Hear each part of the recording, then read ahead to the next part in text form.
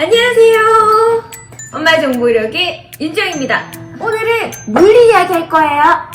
선행이 1도 안 된 예비 고2 아니 2를 위한 물리 어떻게 준비할까요? 에 대해서 이야기 한번 해볼게요. 그래프 해석이 중요하죠. 어떤 단원을 어떻게 하냐 하면요. 자, 오늘도 좋아요와 구독 부탁드립니다. 꼭이요. 방학이 되었죠. 여러분들 여러 과목을 학교 들어가기 전에 준비를 하신다고 많이 바쁘실 텐데요. 그 와중에도 이제 과학을 해야 되죠. 걱정 많이 되시죠? 다른 것 때문에 일단은 과학은 선행을 못했다라는 친구들이 많으실 텐데요. 걱정 마세요. 꼼꼼히 준비 한번 해보자고요. 오늘은 물리 정리 한번 해볼게요. 자, 물리는요, 여러분, 뭐 어떨까요? 중학교 때 물리 같은 경우에는 우리가 역학도 있었고, 전자기도 있었고, 어려웠었죠. 위치 에너지, 운동 에너지, 이런 것들도 있었고요. 이게 중학교 때랑 고등학교 때도 연관이 되신다고 보시면 되세요. 중학교 때 잘 못했다라고 하는 친구들은 일단 중등 과정을 정리를 하고 고등으로 올라가면 훨씬 더 좀 알아듣기가 좀 쉬울 수 있고요. 학생들에 따라서 좀 어렵다라고 하는 파트가 조금씩 다르긴 해요. 개정이 되어서 쉬워졌다라고는 하지만 사실 우리는 처음 보는 물리 아니겠습니까? 그러니까 현 고2들은 당연히 어려울 거예요. 하지만 중등 과정이 조금 쉬우셨다면 고등도 도전 한번 해볼만 한 건데요. 역학 같은 걸 어려워하는 친구도 있고 아니면 자기장 쪽을 조금 더 어려워하는 친구들도 있어요. 개념에 중점을 둬야 되는 과목이 있고 그리고 응용 문제도 많이 풀어보고 응용 문제 속에서 그 해석을 잘해야 되는 과목도 당연히 있는데요. 그 중에 하나가 물리라고 생각을 합니다. 물리를 배울 때는요. 처음에 개념 정리는 당연히 하실 거고요. 그럼 개념 정리를 여러 번 많이 한다고 되냐? 사실 물리는 개념은 알아도 공식은 알아도 그 내용에 어떻게 넣어야 될지 몰라요. EAS는 V제곱만 해서 V제로 제곱.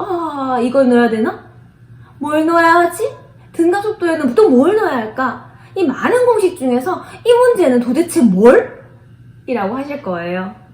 그렇게 또 학교 선생님이나 학교 선생님에게 물으면 많은 문제를 다뤄봐야 해 라고 하시죠. 내용을 아무리 많이 본다고 해서 그 응용 문제를 어디에 어떻게 대입을 하느냐라는 거는 문제를 다뤄본 자들만 아는 거예요. 그래서 정말 안타까운 건 현 대한민국에 있는 그 많은 문제집 중에서는 개념에 확실한 거, 개념에 중점을 둔 거, 그리고 모의고사 기출 문제는 있어도 이것과 이것의 중간을 이어지는 역할을 하는 건 사실 많지 않거든요. 그것 때문에 갑자기 개념만 보다가 모의고사나 또는 수능 기출 문제를 풀면 전혀 완전 멘붕 상태가 오는 그런 상태가 되는 거죠. 개념만으로는 사실 수능 문제나 이렇게 모의고사 기출들은 풀기는 조금 힘든 면이 있고요. 일단 그것부터 욕심을 내기 전에 이번 방학 동안에는 내용을 조금 정리를 해서 응용 문제, 차라리 개념 문제를 여러 번 보고 수학이랑 맥락은 조금 비슷한 부분이 있어요. 그 응용 문제를 통해서 이 공식을 적용하는 방법을 배우는 거. 특히 물리에서 제일 중요한 건 그래프 해석이죠.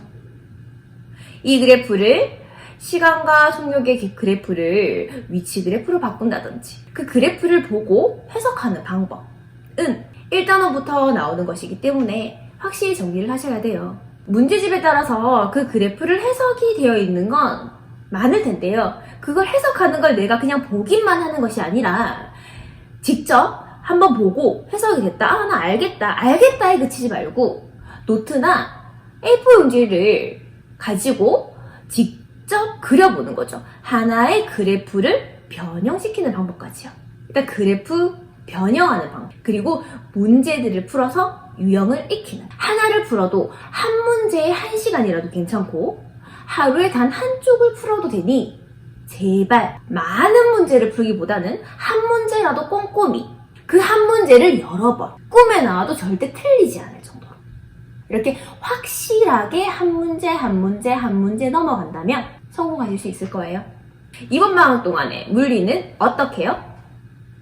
내용 정리를 하되 지구과학이나 여타 과목처럼 개념을 여러 번 계속 보는 것보단 이 공식에 적용할 수 있는 문제를 확실히 기역은 왜 틀렸는지, 니은은 또 왜 틀렸는지, 디귿은 왜 안 되는지, 왜 맞는지를 확실히 하는 것, 그리고 오답 노트까지 완벽히 만드는 것, 그것이 이번 방학 때 꼭 해야 될 일이라고 생각을 합니다.